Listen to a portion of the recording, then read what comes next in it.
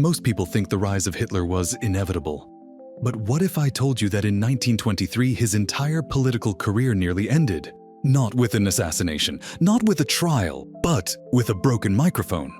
It sounds absurd, but this is a story about one failed speech, one small piece of malfunctioning equipment, and how its silence may have changed the timeline of the 20th century. Let's go back to Munich, November 8, 1923. The beer hall was packed. Hundreds of people crammed into the Burgerbraukeller, a large, smoky venue filled with noise, tension, and revolutionary energy. At the front, a group of armed men waited nervously. Among them stood Adolf Hitler, then a political nobody, the head of a fringe nationalist party with a ridiculous name, the National Socialist German Workers' Party. He had one goal that night: to hijack the Bavarian government, rally support, and march on Berlin. He called it the National Revolution. History calls it the Beer Hall Putsch. His plan was simple, dramatic and risky, but simple. Burst into the hall where key Bavarian leaders were gathered, force them at gunpoint to support a coup, then use their influence to gain military backing. A few hours later, march into the streets with thousands of supporters, just like Mussolini had done the year before in Italy. Except this was Germany. Post-war, broken, angry Germany. And nothing was simple anymore. At first, it seemed to work. Hitler and his men stormed the beer hall, fired a shot into the ceiling, and declared the government overthrown. He stepped up to the platform to deliver his moment of destiny. But when he began to speak, nothing. The microphone was dead. Eyewitnesses described a moment of awkward silence. Hitler, known for his ability to command attention with his voice, tried to continue, shouting into the crowd. But the hall was massive, the acoustics were poor, and the chaos of the intrusion had thrown everything off. Without amplification, much of the crowd couldn't hear him. Confusion rippled across the room. Some thought it was a prank. Others didn't realize they were witnessing a coup. What should have been a decisive, galvanizing speech, the moment where Hitler seized control and rewrote Germany's future, fell flat. He struggled to control the mood. The momentum sagged. And by the time the microphone was finally replaced, the energy had changed. The officials he was holding hostage, Bavaria's top political and military figures, were already planning their exit strategies. And the crowd? They weren't inspired. They were confused. That night, the putsch wobbled forward, but the spark had failed to ignite. And over the next 48 hours, the entire plan unraveled. Hitler's march through Munich ended in gunfire, panic, and collapse. The coup failed. He was arrested. His party was banned. And for a brief moment, it looked like that would be the end of Adolf Hitler. But it wasn't.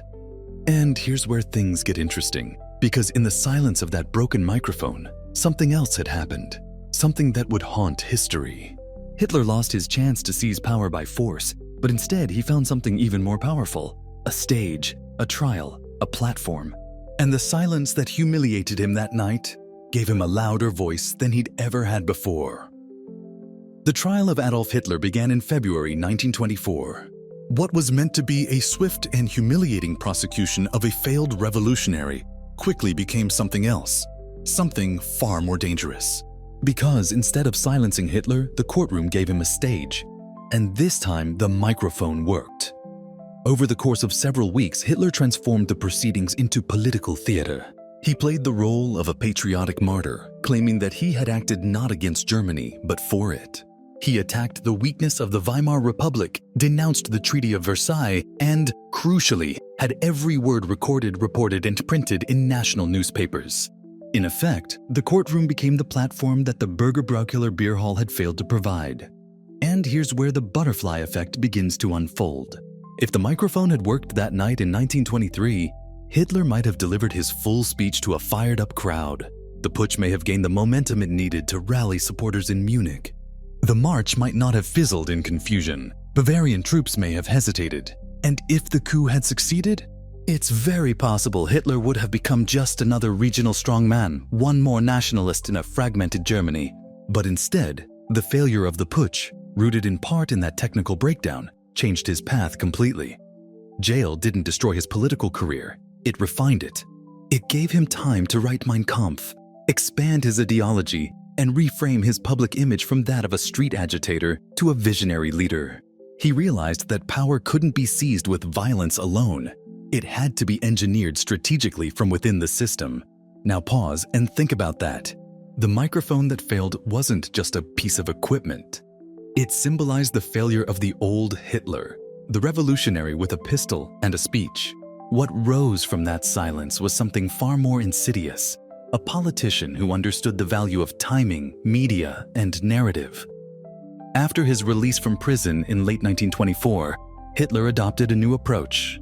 He rebuilt the Nazi Party not as a militia, but as a legitimate political force. He studied democratic systems, not to strengthen them, but to learn how to manipulate them. He avoided open coups. He focused on propaganda. He let the system open the doors he couldn't kick down, and the system did. By the early 1930s, Germany was reeling from economic collapse, mass unemployment, and political deadlock. The Nazi Party, now legal and electorally active, capitalized on every fracture. They didn't storm buildings, they won votes. They didn't seize microphones, they owned the airwaves. And by 1933, Hitler was chancellor. But rewind again.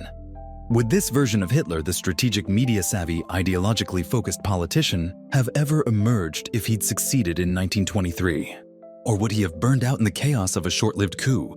Would he have faded into history as just another failed revolutionary? Because here's the twist. The broken microphone didn't just ruin a speech. It delayed a dictatorship. It redirected a dangerous man away from violence in the streets toward manipulation from within. And in doing so, it allowed something far more catastrophic to grow, slowly, methodically, and legally. The ripple effect of that failed speech, interrupted not by bullets or arrests, but by faulty equipment, reverberated for a decade. By the late 1920s, Hitler's public profile had grown, but the Nazi Party remained on the fringes. Germany was stabilizing. The economy was recovering slowly.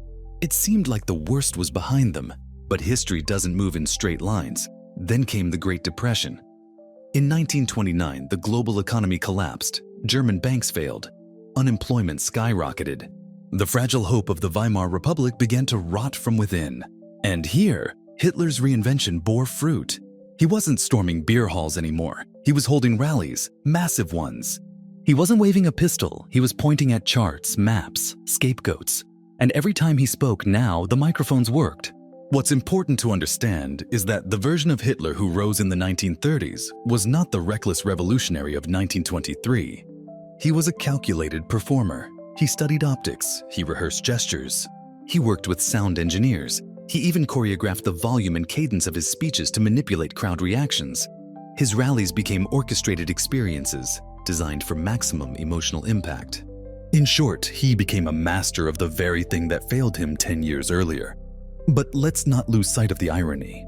If that original speech had gone as planned, if the microphone had worked flawlessly, there might have been no trial, no Mein Kampf, no long pause for strategic recalibration.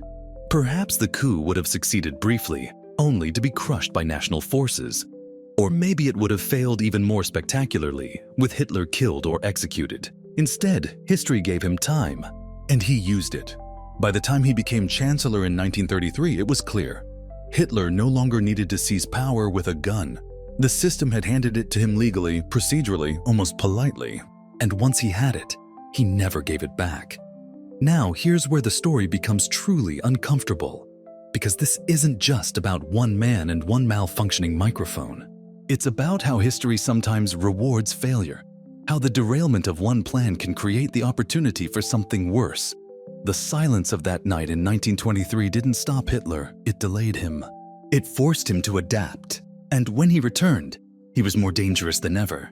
What if the microphone had worked? Would the crowd have rallied? Would the Bavarian officers have hesitated just long enough? Would Hitler's movement have surged instead of sputtered? It's possible. But then again, if the coup had succeeded, the Nazi regime might have been short-lived, lacking structure, legitimacy, and the slow-building support it later weaponized. Instead, what we got was a decade of rebranding, a steady infiltration of institutions, and a propaganda machine tuned to perfection. And all of it, every inch of it, can be traced back to a night when the crowd leaned in and couldn't hear what the man on stage was saying. And that's the uncomfortable truth we're left with. A single broken microphone didn't stop Hitler. It redirected him. It forced him to abandon chaos for calculation. It took a man who wanted to seize power by force and turned him into a man who would capture it with speeches, ballots, and bureaucracy. The silence of that one night in Munich echoed forward, reshaping the tactics of one of history's most destructive regimes. But let's zoom out, because this isn't just about 1923. It's about how history pivots on things that feel trivial at the time. A loose wire, a faulty connection, a delay of a few minutes. We like to imagine that history is forged by bold actions and big decisions. Sometimes it's shaped by technical difficulties, and sometimes those difficulties give monsters time to grow in the dark. Now ask yourself, what if that microphone had worked? Would the crowd have roared? Would Hitler's putsch have sparked a national revolt, or collapsed more quickly under scrutiny? Would a failed dictator have faded into obscurity, remembered as a footnote in the chaos of Weimar Germany? Or would history have simply traded one horror for another? We'll never know, but what we do know is that silence in this case wasn't neutral. It wasn't passive. It was catalytic. It changed the tempo. It altered the stage. And it helped create a version of history that cost millions of lives. So the next time you think a small technical glitch doesn't matter, remember this. One failed microphone didn't just muffle a voice. It may have postponed a dictatorship, rerouted its trajectory, and ultimately made it more lethal. Because in the long game of power, delay is sometimes the most dangerous outcome of all. If this story made you see history through a different lens, don't forget to like the video, share it with someone who still thinks history is just about dates and battles, and subscribe to the Domino Effect. Because here, we don't just look at what happened, we trace how it happened, one overlooked moment at a time.